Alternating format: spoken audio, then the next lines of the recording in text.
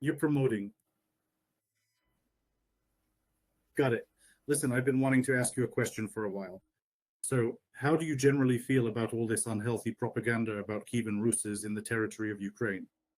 Because it seems like every Ukrainian, I'm aware that you know that such a state formation never actually existed. It was merely a nominal period. Well, I'm sure 90% of your compatriots express opposition to Rus. Your certainty is your own business. What's the point of your question? So, how do you generally feel about all this nonsense? What nonsense? Well, You've already answered your own question, stating that I know exactly what it is. What comes next? I understand that you know you're a historian after all. But the television propaganda that's out there, But there is no television propaganda. well, Telegram, television, it's one and the same essentially. The mass media outlet. So, in your opinion, what exactly are the Ukrainian mass media outlets discussing? They talk a lot about Kievan Rus. What exactly do they talk so much about? So, what's next? What is it that you disagree with? I disagree with the assertion that a lot of people are claiming that everything originated from Kievan Russes and that What exactly everything came from? You're speaking in generalities. What? that Ukraine is Kievan Rus, that you there. Yes, because Rus in the narrow chronicle sense of the word is northern Ukraine. Soviet historians already wrote about this, and modern Russian historians write one and the same thing. How awful. Well, yes, starting with Tikhomirov, Rybakov, and ending with the contemporary Danilevsky. There's the chronicle concept of Rus that is from the chronicles, and then there's the historical concept as historians evaluate it. The chronicles Rus is northern modern day Ukraine. Of course, it's not Ukraine in the modern sense of the term. However, the state formation that we refer to as RUS was situated in the northern part of contemporary Ukraine. What aspect of that do you dispute? So you're trying to say that I have stated what I said. There is no need to tell me what I intended to say. So what precisely is it that you don't agree with? so do you believe that modern Ukraine is, I don't know, some kind of successor state to Kievan Rus's? The concept of a successor state doesn't exist in history. You yourselves devised that law regarding the succession of modern Russia in relation to the USSR, and even that applies solely to two matters, credits and debts. And we have a law concerning the legal succession of modern Ukraine from the Ukrainian SSR. That's all there is to it. That's the extent of the legal succession. That's all the legal succession there is. Well, we have a law, so we can consider ourselves the legal successor state to the UNR. We still use its UNR symbolism even today. There is a military formation which we call in honor of the UNR period. However, if you're talking about some kind of legal successor state, there are two laws, one for you and one for us. In history, there is no concept of law. Furthermore, in history, there is no concept of succession. But if we are to discuss statehood, then naturally statehood is attributed to Ukrainians because this very territory of Ukraine began to form during the era of Rus. So what precisely is unclear about that? What connection do you actually have to Russes?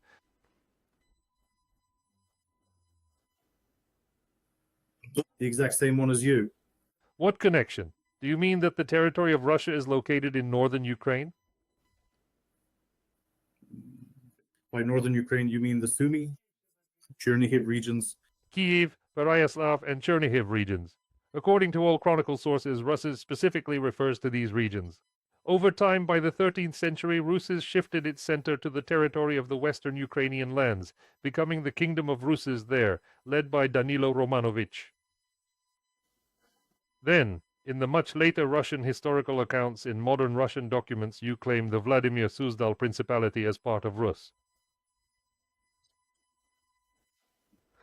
And I've said this many, many times before. In the title of Ivan III, which dates back to merely the second half of the 15th century, it is there that it first appears that he is the Grand Prince of Rus.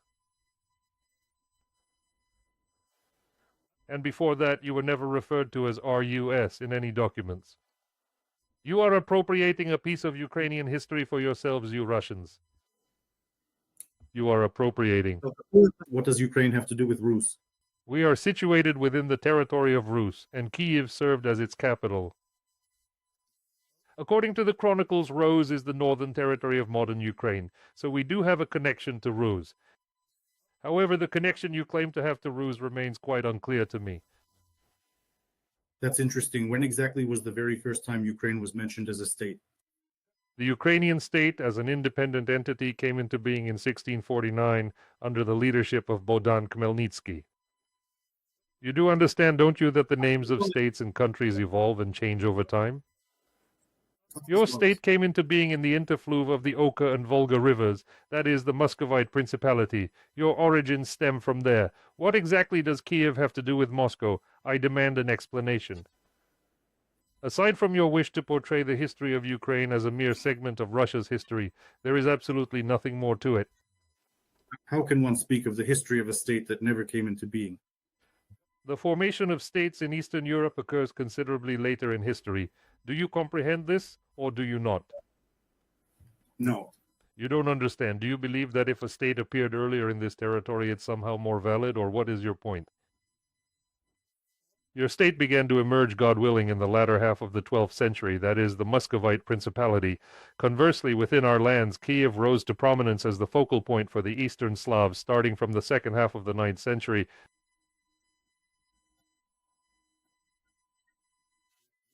And your own territory was controlled by Kiev, my dear friend.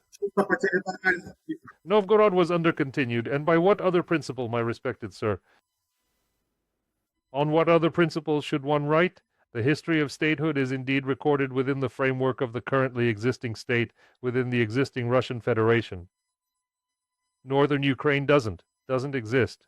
You should begin your own history with the Muscovite Principality. We should start from 1991. And you can definitely start from 91, but before that we had Soviet Ukraine, and preceding that there was the Ukrainian People's Republic and Pavlo Skoropadsky's Hetmanate. Prior to this, we had the Hetmanate existing from the mid-17th century until the close of the 18th century. This was our territory belonging to us, the Ukrainians. And even before that, the Ukrainian lands were part of princely dynasties under Lithuanian rule, which still constitutes Ukraine. You look at the past like a layman without understanding that the modern concept of a state. No, I am trying to explain, and you are trying to argue with me. For what purpose? Are you a historian or something like that? The present-day understanding of statehood was formulated in the 19th century by legal experts, and this is the notion that we currently employ.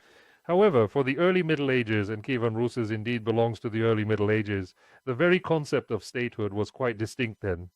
And the most interesting thing is that the territory of Kievan Rus has no direct historical or geographical relation to what is now modern Russia. We're not even claiming it. However, you assert differently. But when you open any of your school or university textbooks on Russian history, you will trace the history of your own statehood back to Rus.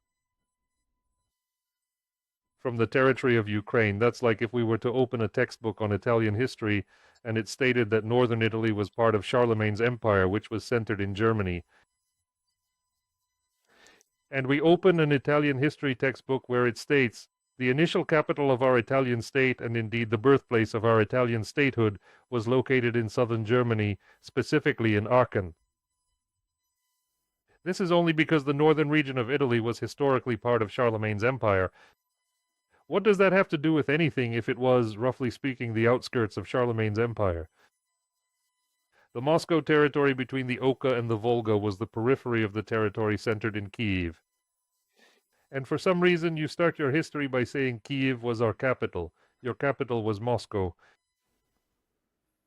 And from there your statehood truly begins. The dynastic approach doesn't really apply simply because the Rurik dynasty ruled there. You see, the dynastic method fails to account for the unique aspects of early medieval statehood. Then it would seem, but let me explain, because the contemporary Windsor dynasty in Britain is in fact a German dynasty. Not a single textbook in Britain yet states that since our ancestors were Germanic, our capital was Berlin or, say, Munich. The dynastic principle simply doesn't apply. Only the territorial principle is relevant. On your own territory, Slavic statehood began with its center in Moscow. Why do you insist on tying yourselves to Kiev? In the 19th century, when this happened, In the 19th century, when Ukrainian territories were integrated into the Russian Empire and Russian historians sought to comprehend Russian history, it became evident that the chronicles originated in Kiev. Given that Ukraine was then a constituent part of the Russian Empire, it was acceptable to assert that indeed, yes, There was no Ukraine then. this is the territory of modern Ukraine, and Russia didn't exist back then. Do you understand what I mean? The territory, I get that, but The territorial principle is the sole one that truly applies and proves effective. If you fail to grasp this fundamental concept, then it's like it can't even be explained. They sit there unhappy about something. That the territory of Russes is located on the modern territory of Ukraine, and that just throws them off track. And generally speaking, I mean, how can such a thing possibly be true or even occur? You were merely the periphery of Rose, and you were never truly its core or central point. The Muscovite principality emerged, God willing, in the 12th century or even the 13th century. One needs to check exactly when it came into existence as a distinct principality. And here they are, these very people, they keep harping on, we are dissatisfied. You attribute this to yourselves and your mass media outlets talk about it, but you haven't read a single Ukrainian mass media source, nor have you ever laid eyes on one. Because you're not interested in that. You're only interested in watching television where they tell you, oh my God, these Ukrainians have appropriated for themselves all this tra-la-la, fa-la-la. We haven't appropriated it yet, just you wait. In just a year or two, we will rewrite the history of Ukraine as it genuinely should be, placing you as the periphery that you actually always were. We were a direct copy of Byzantium, like a miniature version. We, minus meaning Russes itself, and you have effectively become a mere copy of us. How can they possibly fail to grasp such a fundamental concept that in the Mediterranean, the Black Sea region, and specifically around the Azov Sea, civilization progresses from the south towards the north, originating from the Roman Empire and continuing through its successor, the Byzantine Empire? Then all these various barbarian kingdoms, and our US is a typical example of such a barbarian kingdom from the early Middle Ages, and these kingdoms emerged even later than that. And the most important thing is that only the territorial principle works. They simply cannot grasp this concept. They desperately wish for their central hub to be Kiev. But why don't you acknowledge that your actual center was Bulgar? Then came the future Kazan Khanate. That was where your actual center was located. It was for a good reason that Ivan IV seized that territory, as he was convinced it rightfully belonged to them.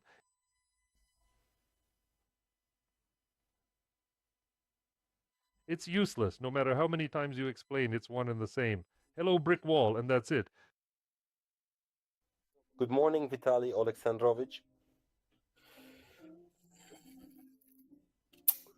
We were speaking approximately a week ago. Perhaps, yes. Yes, on my end, nothing's changed. I still haven't read the books. I remembered a question. My wife. okay, go ahead.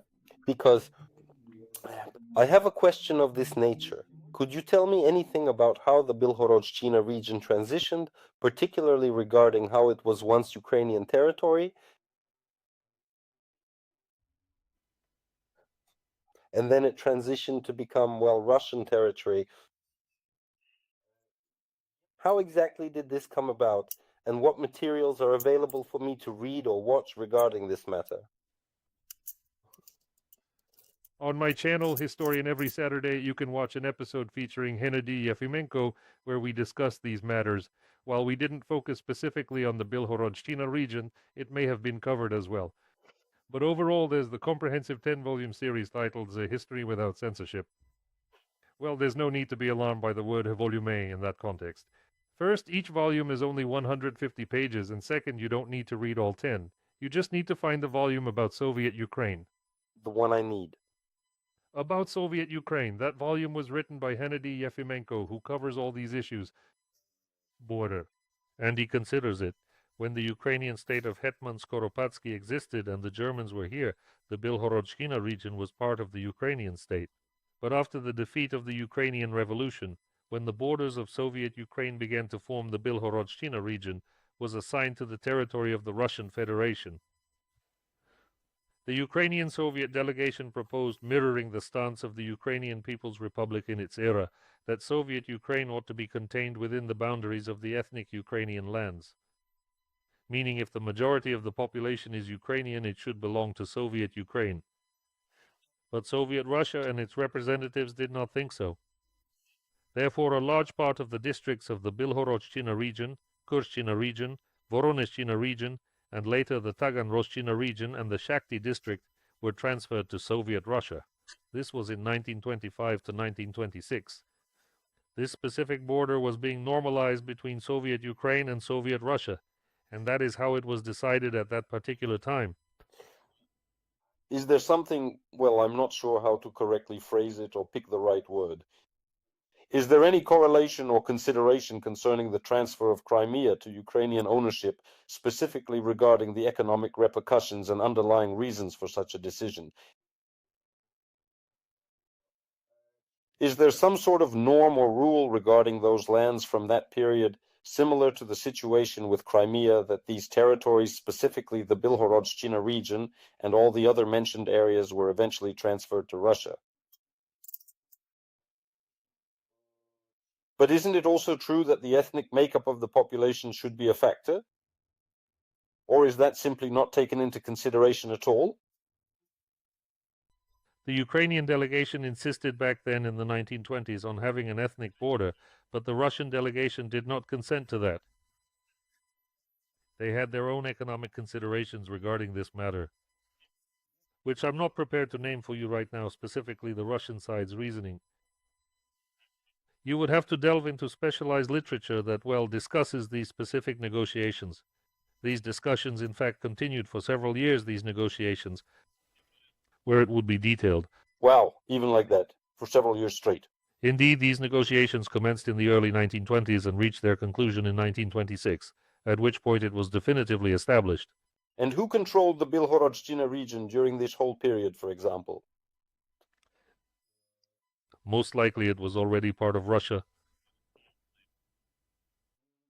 And despite all of that, negotiations were still ongoing. Negotiations were being conducted between the Kharkiv Soviet government and the Moscow Russian government. Oh, wow. Not negotiations, not international ones as such, but there was correspondence between the Kharkiv government and the Moscow government. The Kharkiv Soviet government made proposals concerning the district divisions, borders, and other related matters. Oh, wow. And wait, can you repeat that again, please? The 10-volume work, what's it called? A history without censorship. Oh. And there's a specific volume dedicated to Soviet Ukraine during the 1920s and 1930s. From what I understand, the authors themselves have already made it publicly accessible online, and this particular volume is available in PDF format. You can simply download it for free, as far as I know. Is there an author? It is Gennady Yefimenko. Yefimenko. He is now a leading specialist at the Institute of History of Ukraine, specializing in this very period. Aha, that's something I absolutely must look into. You know, I'm a native of Kharkiv myself, and, well, as you can imagine, I was born in 1986. And during the collapse, when I was a kid, I used to spend all my summers in the Bilhorodzhchina region, and my whole family stayed there. And as of today, my attitude toward this, well, you get it, is exactly that they can go to hell, where you send them at the end of the video, and my entire family went there too. And I'm genuinely interested in actually reading about how, my personal life's overall narrative is, thank goodness I wasn't born just 40 kilometers further in that direction. I was very fortunate in that respect, because I don't know. Well, within the Soviet, since the Soviet Union was established in 1922, 1923, these internal administrative borders didn't hold much significance. Nevertheless, the Soviet delegation, precisely because it was Soviet, continued to advocate for the establishment of Soviet Ukraine's borders according to the ethnic principle. Well, now I'm truly interested. I became even more curious when you mentioned that negotiations spanned many years, and during all that time these territories remained under Russian control. And yet some correspondence, even negotiations, continued. But they continued. And the issue was finally settled in 1926 when they were transferred. I will definitely look up this information, and perhaps the next time we meet I might have some additional questions regarding this. Perhaps something will come to mind that I'd like to ask. Lands around Putyville were transferred to Ukraine, and Ukraine transferred the Shakhty district and Taganrogkina region to Russia. What about the Bilhorodshchina region? Well, honestly, I don't remember the specific situation with the Bilhorodshchina region. I completely understand. Thank you so much for your insights. You're welcome. All right then. I see the electricity. Glory to the heroes. It looks like the electricity has been restored. Have a safe day. All the best to you. And strong health to you. Oh, by the way, I mentioned to my mom that I had a conversation with you. She also sent her very best regards and was incredibly happy that I had the opportunity to meet with you. I really appreciate your time. I definitely will, believe me. I'll pass that on. Thank you.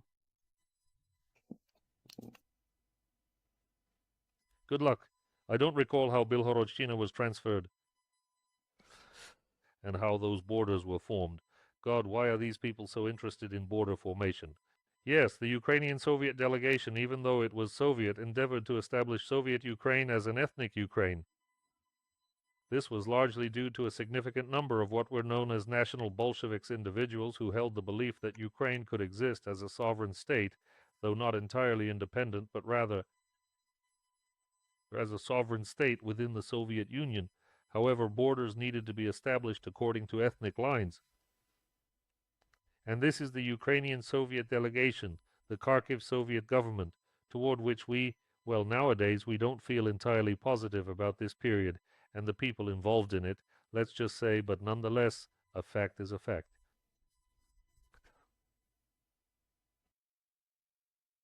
Let's talk about history. All right, what was the last book I'm asking? What was the last history book you've read apart from a textbook or a fiction novel?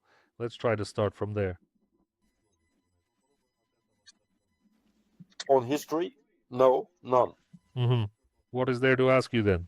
First, you should have read up on history. You better tell me. No, it doesn't work like that. I'm not a storyteller. I talk to people who are interested in history. Well, I am interested, see? When someone is truly interested, they pick up a book and read, but you don't seem to be. That's just my honest opinion. I specifically asked you if you had read even one book. Last one you read? Well, for example, I'm reading Cossack March right now. Aha, is that a history book? It's a monograph. Do you know what that is? Oh no, tell me. It's interesting. It is a scholarly work, authored by someone with at least a candidate of sciences degree. Theft. And what are you talking about? Are there any in Ukraine? No, we don't have any here. We only have PhDs and doctors in the Russian Federation, not in Ukraine.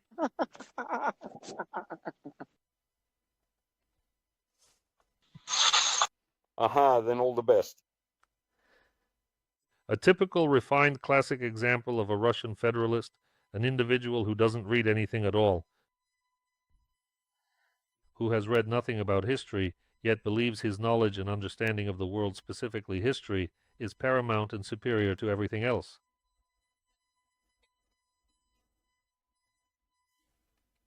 They read nothing, but assume nothing good can come from Ukraine. No.